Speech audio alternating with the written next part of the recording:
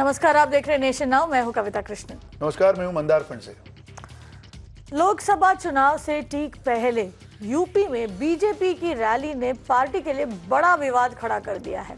राज्य के बिसाड़ा गांव में यूपी सीएम जब लोगों को संबोधित कर रहे थे, तब पहली कतार में दादरी लिंचिंग केस का आरोपी योगी योगी के नारे लगा रहा था। विशाल सिंह 2015 में दादरी में हुई उस घटना का आरोपी है जिसमें 51 साल के मोहम्मद अखलाक को बीफ रखने के संदेह पर भीड़ ने पीट कर मार डाला था। जी मंदार, और यहाँ पर हमारे दर्शकों को बताना पड़ेगा कि जिस बिसाड़ा गांव में ये रैली हो रही थी, उसी बिसाड़ा गांव के रहने वाले थे मोहम्मद अखलाक, और अब जो है परिवार को उस गांव से निकलना पड़ा है। ऐसे में सवाल तो कई है, दादरी केस के आरोपी को बीजेपी की रैली में एंट्री कैसे मिली? सिर्फ यही नहीं, रैली में ये आरोपी वीआईपी की तरह पहले कतार में कैसे बैठा? क्या ऐसे आरोपियों को पार्टी का संरक्षण मिला हुआ है? अपराधियों पर कोई नरमी न बरतने का दावा करने वाली योगी सरकार इस घटना पर क्या कहेगी?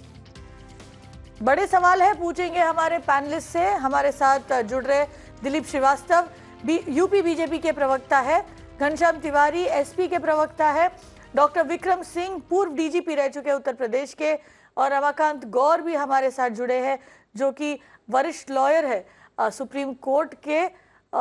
मंदार, शुरू करेंगे डॉक्टर विक्रम सिंह आपके साथ। हम जानते हैं कि ये जो केस है काफी पेचीदा मामला है, 3 साल से ये केस चल रहा है। अब तक जो है यहाँ पर कोर्ट ने चार्जेस फ्रेम नहीं किए हैं। ऐसे में जो आरोपी है वो आकर बैठा हुआ है, अक्यूज आकर आपके रैली में बैठा है, और ये कोई आम रैली नहीं है। ये मुख्यमंत्री, उत्तर प्रदेश के मुख्यमंत्री जहां भाषण दे रहे थे, उस रैली में फ्रंट रो में एकदम स्टेज के ठीक सामने ये शख्स बैठा हुआ है। किस तरह का सिग्नल आप दे रहे हैं लोगों को?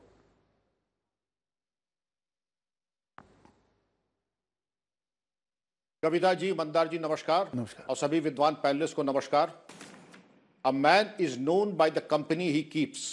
कानून ये कहता है कि अगर एक व्यक्ति आरोपी है तो उसके कुछ संवैधानिक अधिकार समाप्त हो जाते हैं। मसलन ये व्यक्ति, अगर मैं पुलिस महानिदेशक हूं, मेरे कार्यालय में नहीं आ सकता है क्योंकि ये आरोपी है। हमारे विद्वान पैनलिस्ट कुछ ये कह सकते हैं ये अभी आरोपी है, सजा याफ्ता नहीं है, लेकिन ऐसे कितने आरोपी हैं जिनकी हिस्ट्री शीट थाने में खुल जाती है? कितने ऐसे आरोपी हैं जिनका नाम थाने के 10 नंबर रजिस्टर में आ जाता है? कितने इसी प्रकार के आरोपी हैं जिनके शस्त्र लाइसेंस निरस्त हो जाते हैं और उनके अधिकारात इस प्रकार के समाप्त हो जाते हैं?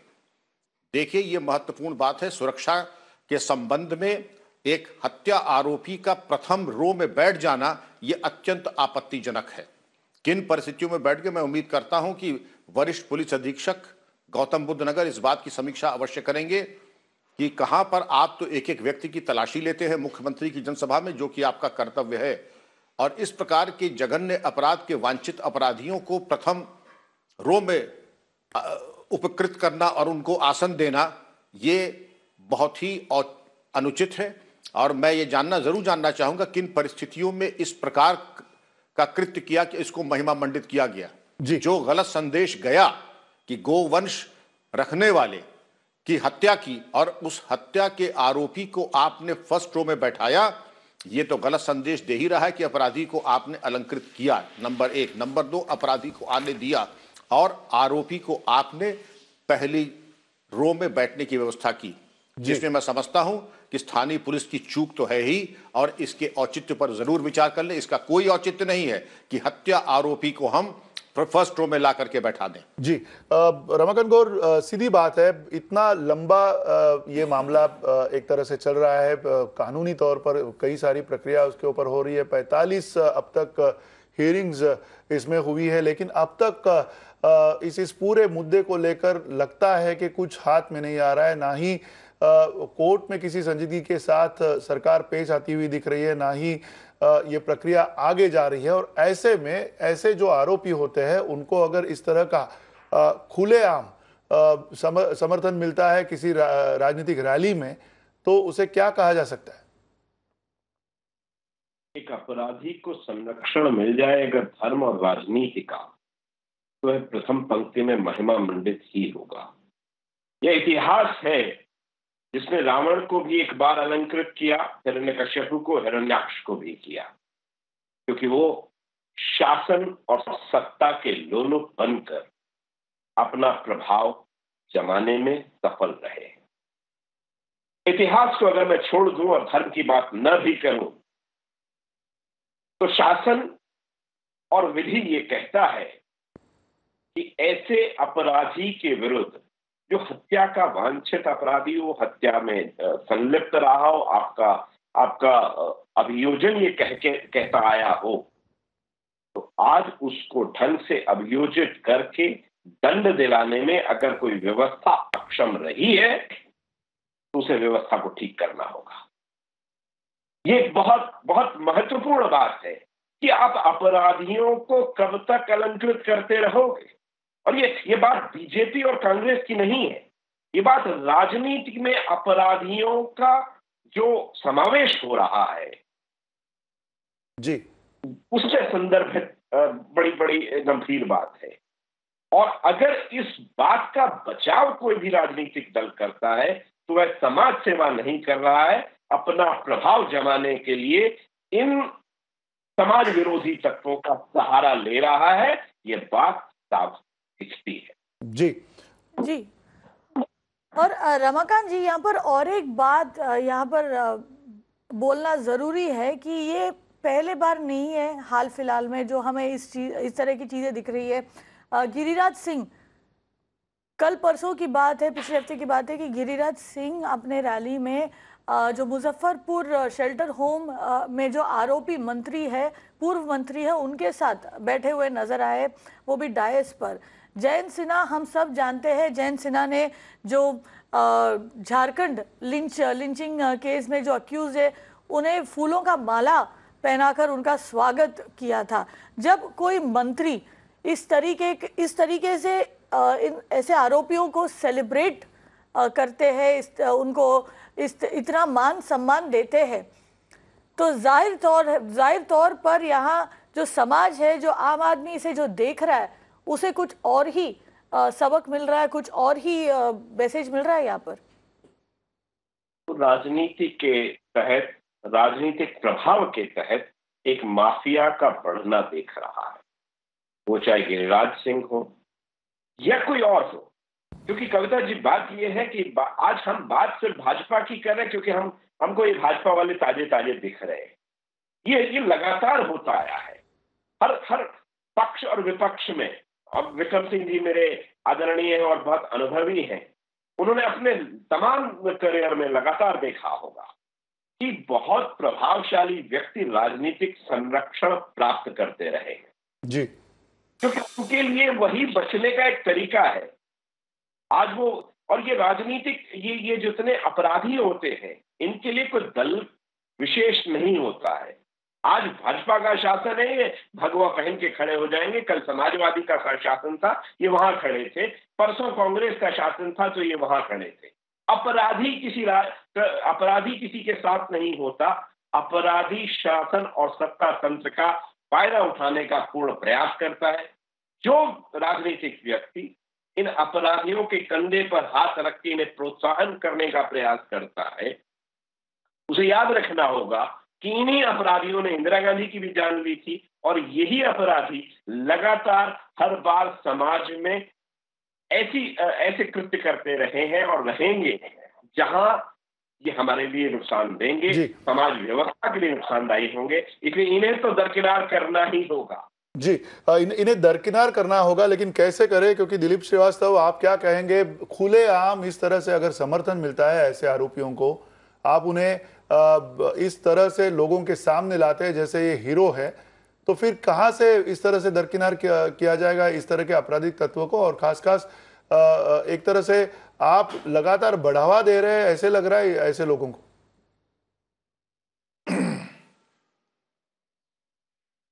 कि भारतीय जनता पार्टी ने कभी किसी अपराधी को बढ़ावा देने का काम नहीं किया, ना ही संरक्षण देने का काम किया। योगी सरकार में अपराधी जेल के अंदर हैं, और जिस दादरी कांड की बात की जा रही है उसमें देखा गया है स्पष्ट रूप से, आप द्वारा, विद्वान पत्रकारों के द्वारा दिखाया गया था किस प्रकार से उस समय के जो विवेचक थे, जो कोतवाल थे, सुबोध कुमार सिंह, जो जिनकी डेथ हो गई, उन्होंने भी वक्तव्य दिया था कि मीट सैंपल बदलने से लेके अखिलेश सरकार ने किस प्रकार से गलत तरीकों से लोगों को फंसाने का काम किया। अगर वो आरोपी है उस गांव में मुख्यमंत्री जी जाते हैं, वहां पे अगर आरोपी हो जाने मात्र से ही वो अभियुक्त नहीं हो रहा है और 18 लोग फंसाए गए उस कांड में। इसके साथ ही एक अभी आपको 2016 में ही उस कांड में रवि, जिसकी संदेहास्पद स्थिति में मृत्यु हो जाती है, जिसकी मृत्यु का जो है उनके परिजन 4-5 दिन तक लगातार धरना प्रदर्शन भी करते रहे और वो लोग उस पे जो अखलाक के भाई के ऊपर उन्होंने आरोप लगाया था कि उसके द्वारा ही मृत्यु कारित करी गई, लेकिन उसके लिए अखिलेश सरकार के द्वारा उस पर कोई कार्रवाई नहीं की गई। जहां तक जिस आरोपी की बात कर रहे हैं उसको भारतीय जनता पार्टी के नामों सदस्य है, एक आम जन के रूप में, वहां गांव के सदस्य के रूप में वहां पे सभी लोग गए और आज तो पूरा देश मोदी योगी जिंदाबाद के नारे लगा रहा है।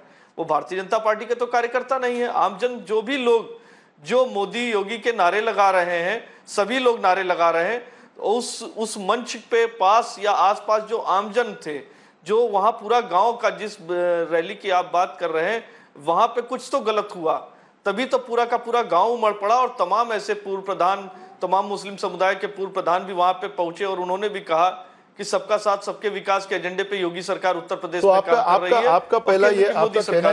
आपका कहना ये है कि ये फंसाए गए लोग थे, ये लोग जो थे उनका इस पूरी घटना से कोई ताल्लुकात नहीं था, ये आपका कहना है? बिल्कुल।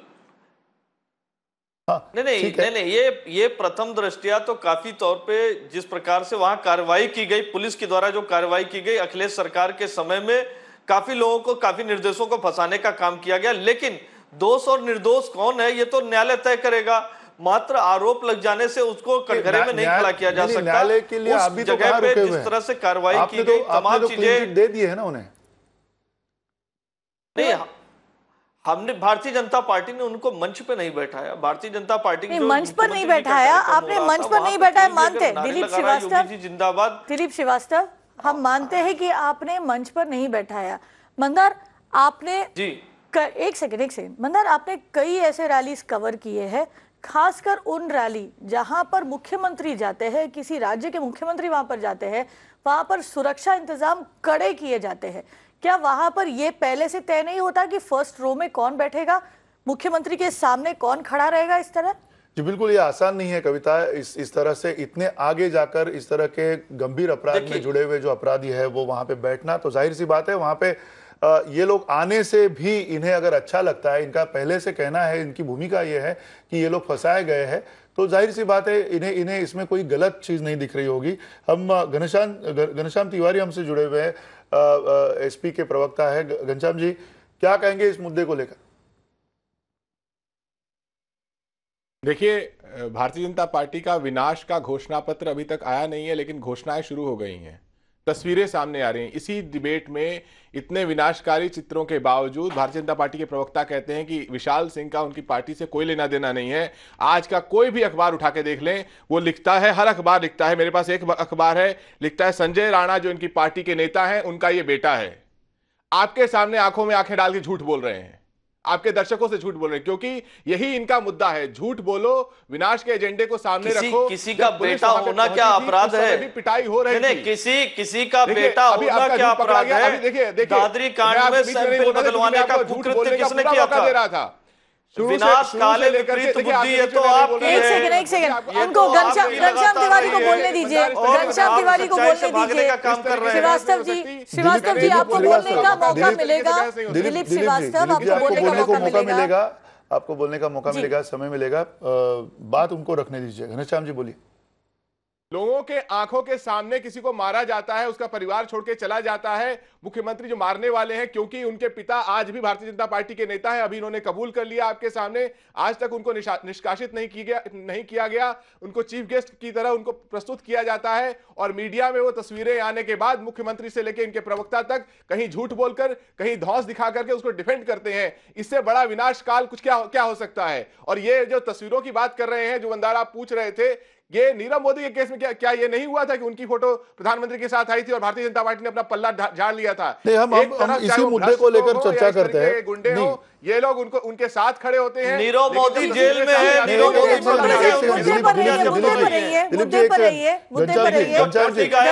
इसी मुद्दे को लेकर हम बातचीत करेंगे, इसी मुद्दे को लेकर हम चर्चा करेंगे। जी, रमाकांत गौर से मैं एक सवाल पूछना चाहती हूँ।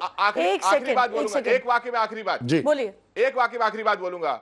आप योगी आदित्यनाथ जी की मथुरा जी की सभा देख लीजिए, आप गाजियाबाद की सभा देख लीजिए, आप नोएडा की सभा देख लीजिए, वाराणसी की सभा देख लीजिए, इनकी किसी सभा में भीड़ नहीं आ रही है, लोग नहीं आ रहे हैं। नहीं, ठीक है, वो अलग मुद्दा हो गया, वो मुद्दा भी अलग है। हमारी बात ये है घनश्याम जी, हमें राजनीति में कोई दिलचस्पी नहीं है। लोगों के बीच में मुद्दा किसान नहीं घनश्याम जी, राजनीति चलती रहेगी, राजनीति चलती रहेगी। रमाकांत गौर, यहाँ पर और एक सवाल पूछना बहुत जरूरी होगा। यहाँ पर बार बार हमें बताया जा रहा है कि ये जो सरकार है वो या कमिटेड है, कटिबद्ध है कि जितने भी आरोपी है, जिसने भी कोई आरोप किया है, न्याय प्रणाली को जो है स्पीड अप किया जाएगा। अगर इस केस की बात करें तो फास्ट ट्रैक कोर्ट में भी 3 साल हो गए, लेकिन अब तक चार्जेस यहाँ फ्रेम नहीं किए गए हैं। यही मैं कह रहा था कविता जी कि गंभीर पर एक प्रश्न चिन्ह है।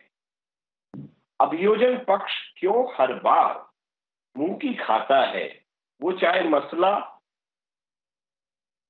अखलाक हत्याकांड हो, वो चाहे मसला मुजफ्फरनगर में 57 लोगों को मारे जाने का हो, वो चाहे मसला चंडीगढ़ में पंचकुला में समझौता ब्लास्ट का हो, वो कहीं का भी मसला हो। मसला यही है कि आज वह गांधीर्य है ही नहीं।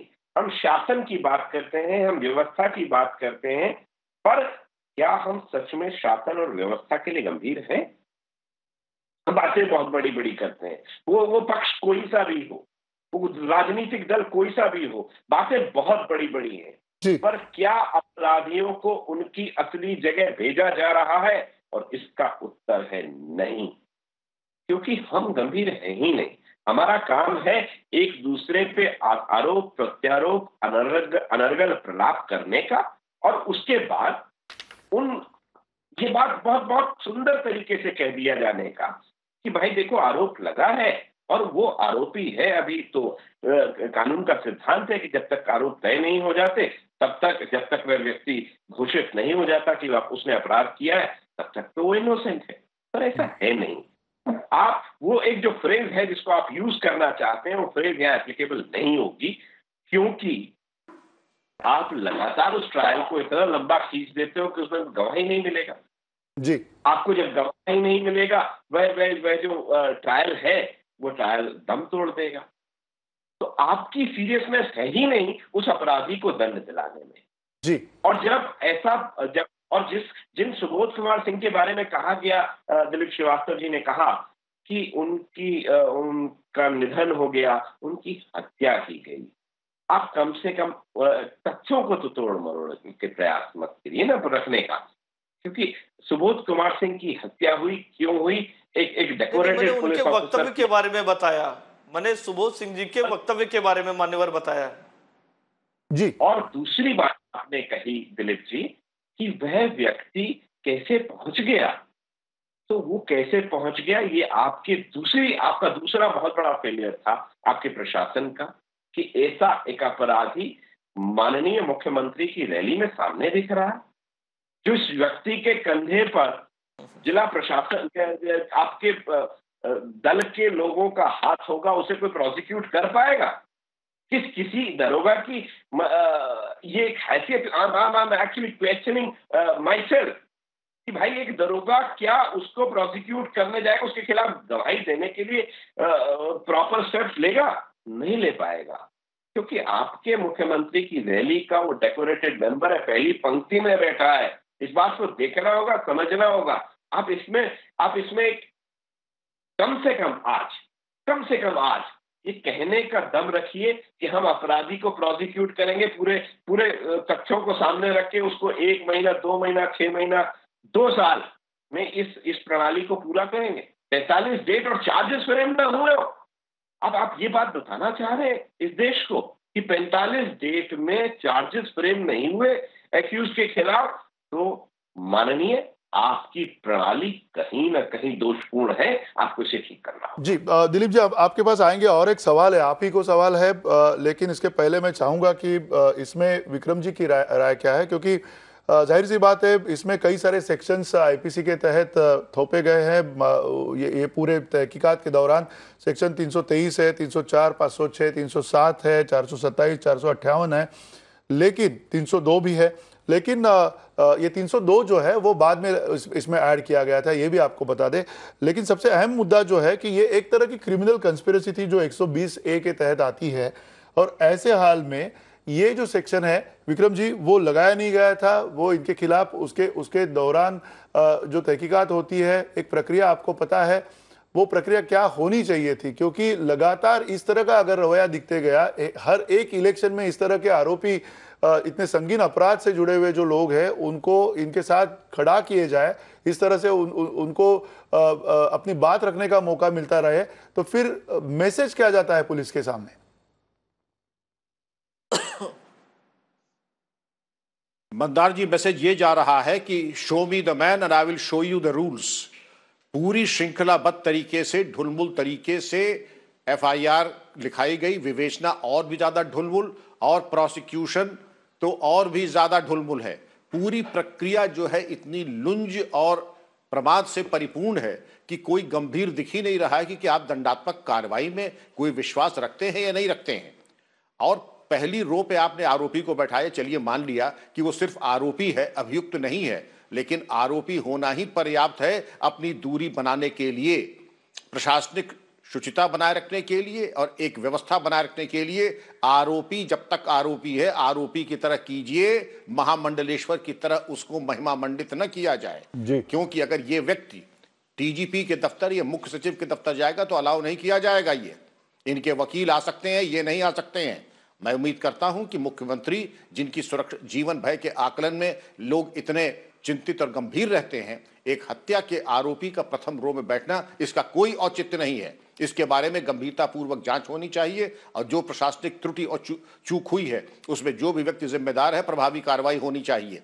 और जो धाराएं नहीं लगी, जैसा मंदार जी आपने कहा, अगर मान लीजिए हम 6 धाराएं और लगा दें, 7 क्रिमिनल लॉ अमेंडमेंट एक्ट भी लगा दें, रासुका भी लगा दें, उसका अंत तो गत्वा, अगर आप गंभीर नहीं, आप चिंतनशील नहीं है, आप में वो ऊर्जा और जीवन ऊर्जा ही नहीं है, तो आप आगे क्या करेंगे? कुछ नहीं करेंगे। जैसे 3 साल अगर कुछ नहीं हुआ ऐसे गंभीर प्रकरण में, और फास्ट ट्रैक में तो भूल जाइए, कहीं इनका एक्विटल न हो जाए, इसके बारे में आप सोचिए पहले। क्योंकि जिस प्रकार से जो प्रोग्नोसिस है इस केस की, आप ये देख लीजिएगा कि इसमें तो हमें लग रहा है कि गवाह पक्षद्रोही हो जाएंगे, यानी हॉस्टाइल, और एक्विटल हो जाएगा। जी। और घनश्याम तिवारी, यहाँ पर सवाल आपसे एक पूछना चाहती हूँ, वो फुटेज को जरा देखिए जो हम दिखा रहे हैं इस वक्त हमारे दर्शकों को। जो आरोपी है वो सीना तान के खड़ा है, फ्रंट रो में खड़ा है, और वो चीयर कर रहा है वहां पर मुख्यमंत्री जी को जो रैली में। आप देख सकते हैं कितना कॉन्फिडेंस है उस आदमी में। कहीं से ऐसा कोई भी उसे देखेगा तो कोई ये नहीं कहेगा कि ये शख्स जो है खून का आरोपी है, लिंचिंग का आरोपी है, कि ये इस ऐसे केस का आरोपी है जहां पर एक आदमी को मार कर, पीट कर मार डालने का आरोप जो है उस पर लगा हुआ है। कहीं से ऐसे नजर नहीं आ रहा है। और सबसे बड़ी बात यह है कि ये रैली हुई है उसी गांव में जहां पर अखलक रहते थे, उसी गांव में जहां से अखलक के परिवार को निकाल दिया गया, उनको गांव छोड़ना पड़ा था। जी, ये आदमी अकेला नहीं था। अगर आप आज के अखबारों में ध्यान दें और तस्वीरों में ध्यान दें, 19 अक्यूज हैं, उसमें से 16 अक्यूज उस सभा में उसके साथ खड़े थे। यानी कि अगर ये जितनी मंडली थी, ये सब लोग उसके साथ खड़े थे। और उसके बाद आप योगी आदित्यनाथ जी का भाषण सुनिए। वो भाषण में कहते हैं, मुझे पता है यहाँ क्या हुआ था, और वो हमारे ऊपर ब्लेम करते हैं कि हमने भावनाओं को दबाया था। हम भीड़ तंत्र की भावनाओं को बढ़ाएंगे कि दबाएंगे? हम इस तरह के लोगों को, जो अपराधी हैं, जो पुलिस के सामने किसी को मार देते हैं और उसके बाद मुख्यमंत्री के सामने पूरा झुंड बना करके केस होने के बावजूद नारे लगाते हैं, क्या? जी, यहाँ पर कनेक्शन में शायद कुछ गड़बड़ी हो गई है, लेकिन दिलीप श्रीवास्तव जवाब दीजिए, कैसे हम मान ले कि अखलक के परिवार को न्याय मिलेगा? कैसे मान ले कि उस गांव में जो रहते हैं, जो दूसरे लोग रहते हैं, उनके समुदाय के, वो अपने आप को महफूज मान पाएंगे?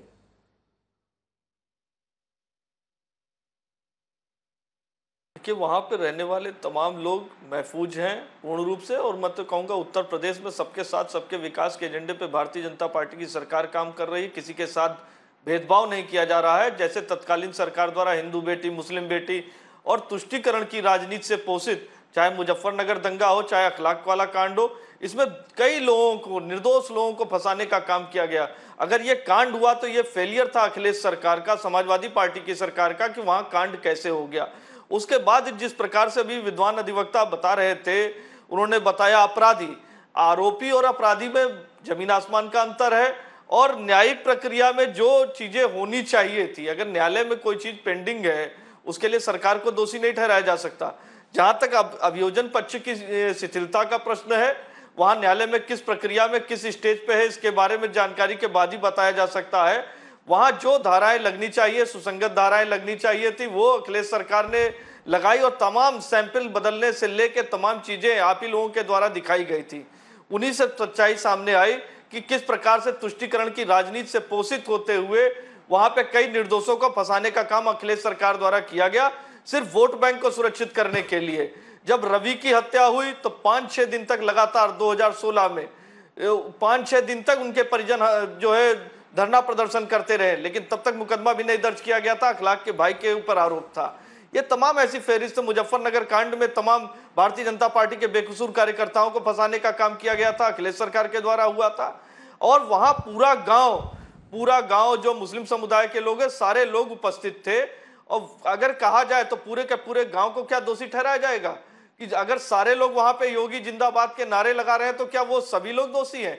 और जहां तक समाजवादी पार्टी के नहीं, हम आपको, हम दिलीप जी हम सभी की तो बात नहीं कर रहे हैं। हम उन्हीं 16 लोगों की बात कर रहे हैं, वो जो वहां पे खड़े हैं।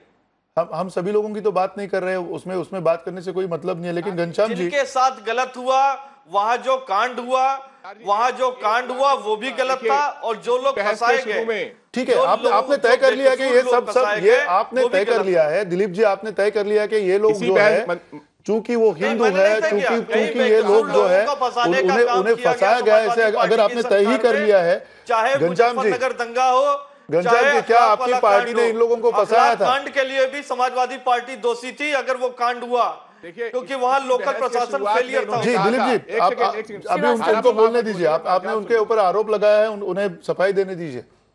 घनश्याम जी, देखिए, इसी बहस के शुरुआत में अपना पक्ष रखते हुए भारतीय जनता पार्टी के प्रवक्ता और भारतीय जनता पार्टी कहती है हमारा इन लोगों से कोई लेना देना नहीं।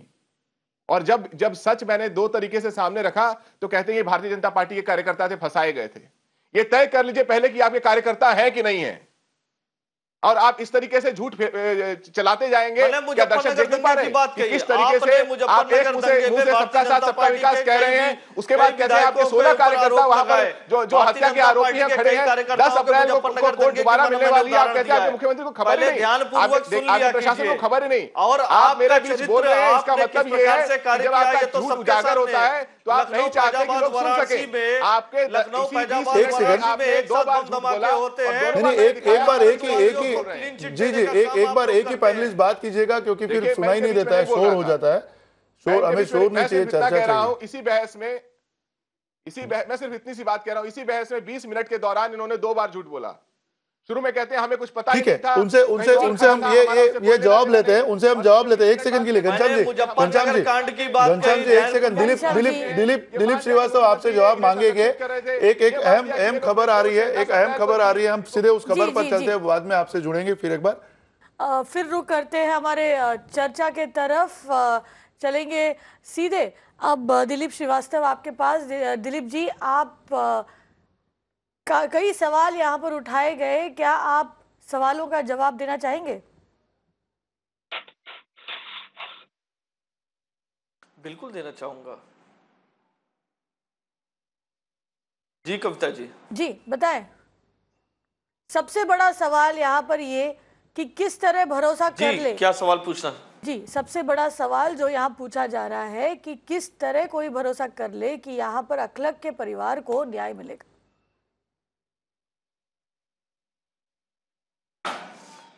कविता जी, अखलाक के परिवार को न्याय मिलेगा लेकिन अखलाक भी गौ मांस रखने के दोषी रहे। वहाँ जो घटना हुई, जो विवेचना होगी, जो तथ्य हैं उसके आधार पे दोषी सजा पाएंगे, निर्दोष बाहर होंगे। और इसके साथ ही पूरे उत्तर प्रदेश में अपराधियों के साथ कोई धर्म, मजहब, संप्रदाय के आधार पर कोई विभेद नहीं किया जा रहा, कोई उनका महिमा मंडन नहीं किया जा रहा है, जैसे कि समाजवादी पार्टी की सरकारों में होता रहा है। चाहे मुजफ्फरनगर दंगा हो, चाहे जवाहर बाग कांड हो, ये समाजवादी पार्टी के शासन में जितने ये कांड हुए, ये इनकी पूरी कानून व्यवस्था, इनकी जो प्रणाली रही, जो सारे ये एक ही बहस में कई बार झूठ बोलेंगे, पूर्ण रूप से भटकाएंगे, लेकिन सवालों का जवाब नहीं देंगे। हम पूछेंगे घनश्याम जी, उन्हें बोलने दीजिए, हम सवाल करेंगे उनसे। समाजवादी पार्टियों ने किस प्रकार से अपराधियों का महिमा मंडन किया, आज वही अपराधी जेल के अंदर जा रहे हैं, अपनी जमानतें हम यहाँ वहाँ नहीं जाएंगे, इसी चर्चा में रहेंगे, इसी मुद्दे को लेकर। दिलीप जी और एक सरल सवाल है आपसे। जो है दिलीप स्कूल जाना बंद करनी थी, आज योगी सरकार के शासन में उन्हें सुरक्षित माहौल मिल रहा है। आप सुनिए दिलीप जी, आपको बिल्कुल सरल सवाल है। सवाल यह है कि अगर आपका कहना है कि उन्होंने गोमांस रखा था अखलाक ने, तो इसका मतलब ये नहीं है कि वहां पे कानून व्यवस्था होती है, कानून व्यवस्था के तहत गोमांस अगर कोई रखता है तो उन्हें एक शिक्षा का प्रावधान है। और ऐसे हाल में कानून को हाथ में लेकर अगर कुछ लोग जाके किसी को मार देते हैं तो ये भी जंगल का कानून नहीं हो सकता। तो ये क्या आप ये नहीं मानते हो कि कुछ लोगों ने उनको जाके मारा है तो ये आपको जघन्य अपराध नहीं लगता है? आपको ये अपराध नहीं लगता है, लेकिन अगर किसी ने गोमांस रखा है तो वो अपराध है। आपका कहना बिल्कुल ठीक है, वो बिल्कुल ठीक है, लेकिन उसके साथ साथ आप किसी को जाके मार नहीं सकते। ये आप समझ पाएंगे कि नहीं? बिल्कुल, दोनों ही जघन्य अपराध है। और इस अपराध को रोकने के लिए कौन जिम्मेदार होता? इसको रोकना किसकी जिम्मेदारी बनती है? इसको रोका तो आप लगातार समर्थन करते रहेंगे जिन लोगों ने कानून को हाथ में लेकर। अखिलेश सरकार के समय के समर्थन करेंगे? तत्कालीन स्थानीय प्रशासन की जिम्मेदारी बनती है कि इस प्रकार की घटना ना घटे। दिलीप श्रीवास्तव, लेकिन इस प्रकार की घटनाएं घटी। जी दिलीप और इस श्रीवास्तव, प्रकार की घटनाओं दिलीप श्रीवास्तव, मेरे पास वक्त की कमी है, मेरे पास वक्त की कमी है, दूसरों को भी लाने दीजिए यहाँ पर। रमाकांत गौर, विक्रम सिंह, आप दोनों से मेरा एक ही सवाल है। जी बिल्कुल है। मान लेते हैं कि यहाँ पर समाजवादी पार्टी ने यहाँ पर कुछ गड़बड़ी की थी उनके कार्यकाल में। एक सेकंड, मैं बोल रही हूँ मान लेते हैं उनके कार्यकाल में ये हुआ था। एक व्यक्ति लगातार झूठ बोल रहा है और आपने आप मेरा सवाल तो सुन लीजिए, आप मेरा सवाल तो सुन लीजिए। मेरा सवाल सिर्फ यही है, अगर जिस तरह ये कह रहे, अगर जिस तरह हमें दिलीप श्रीवास्तव बता रहे कि उनके कार्यकाल में, पूर्व सरकार के कार्यकाल में, मान लेते हैं वहां पर न्याय ठीक से नहीं दिया गया था। अगर ये कह रहे कि हम न्याय करने वाले हैं, हम इसे संजीदगी से ले रहे हैं, पिछले 3 साल से ये केस चल रहा है, जितने भी डेवलपमेंट्स हुए हैं, विक्रम सिंह, क्या आप मानते हैं कि यहाँ सरकार इस केस को संजीदगी से ले रही है?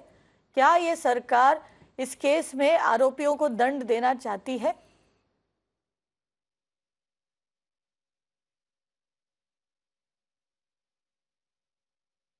लाइन में उत्तर यह है कि अगर कोई गंभीर होता तो अब तक इनके बारे में कार्रवाई समाप्त हो चुकी होती और न्यायालय का आदेश प्राप्त हो गया होता।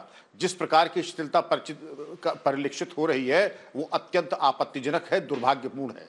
मैं तो ये पहली बात, अगर कोई दंड करता है तो इसकी जिम्मेदारी स्थानीय शासन, प्रशासन, पुलिस की होती है, न कि ये कि अगर मैं किसी को देखता हूं तो स्वयं कानून अपने हाथ में ले लूंगा और न्यायालय भी बन जाऊंगा, पुलिस भी बन जाऊंगा। दूसरी चीज, अगर हम गंभीर होते तो फास्ट ट्रैक कोर्ट में डाल करके इसका निस्तारण शीघ्र करा लेते, न कि अनिश्चितकालीन के लिए एक संशय की स्थिति उत्पन्न कर देते, जो कि अब हुई है। संदेश ये जा रहा है कि हम बिल्कुल गंभीर नहीं हैं आरोपियों के बारे में, इसमें न्यायालय में विचारण के लिए या उनके खिलाफ दंडात्मक कार्रवाई कराने में। जी रमाकांत गौर, आपको क्या लगता है? मैं आदरणीय विक्रम सिंह जी की बात से पूर्णतया सहमत हूं कि जीवन तो आज है, कल क्या हुआ था इस बात को कब तक गाते रहेंगे। आज पिछले कुछ वर्षों से सरकार आपकी है, और अगर आप अपनी सरकार में दोषी को, अगर आप उसको कहते हैं नहीं वो दोषी नहीं थे और गलत फंसाए गए थे, आप इतना दम रखिए, इतनी हैसियत रखिए कि जाइए कोर्ट में कि ये सप्लीमेंट्री चालान फाइल कीजिए कि नहीं असली दोषी ये थे, ये दोषी नहीं है। आपने ऐसा भी नहीं किया। तो अगर आप विवेचना को आज ये कहना चाहते हैं कि वह विवेचना गलत थी, तो जाइए ना कोर्ट, आपको कौन रोकता है। टेलीविजन चैनल पर न्याय की बात से भटकाने का प्रयास मत कीजिए। जी। आरोपी अगर आरोपी है तो आपकी सरकार में भी आज आरोपी है, आज भी वो कोर्ट में पेश होता है, आपकी सरकार में भी वह व्यक्ति अपराधी के दृष्टिकोण से ही देखा जाता है, पर आप उसके खिलाफ एक्शन लेने में असमर्थ हैं। क्या वजह है ये तो आप जाने, पर जनता को ये सब दिखता है कि अपराधी को राजनीतिक संरक्षण मिल रहा है, ये बात आपकी बातों से परिलक्षित हो। जी। दिलीप श्रीवास्तव, उम्मीद है कि आपने जो बात कही थी उसका जवाब आपको मिल गया होगा। अंत में हम यही कहना चाहते हैं कि अगर सरकार इस मामले को लेकर संजीदा था, अगर सरकार इसको लेकर गंभीर था और सरकार अगर चाह रही थी कि वो दिखाए कि किस तरह उनका जो रूल है, उनका जो कार्यकाल है वो अलग है, दूसरों से अलग है, तो सरकार दिखा सकती थी। सरकार जल्द से जल्द इस केस में तो एक्शन ले सकती थी। फास्ट ट्रैक कोर्ट में इसकी सुनवाई चल रही थी, तब 3 साल क्यों लगे, 45 हियरिंग क्यों लगे? और साथ साथ ये भी है कविता, अहम मुद्दा कि इस तरह के अगर लगातार घटनाएं घटती रहेगी और ऐसे अपराधी तत्व को सरकार खुलेआम समर्थन देते रहेगी तो उसका जरूर बुरा असर पड़ेगा पुलिस प्रशासन पर और लोगों के मनोबल पर। बने रहिए नेशन नाउ के साथ, लौटेंगे खबरों को लेकर।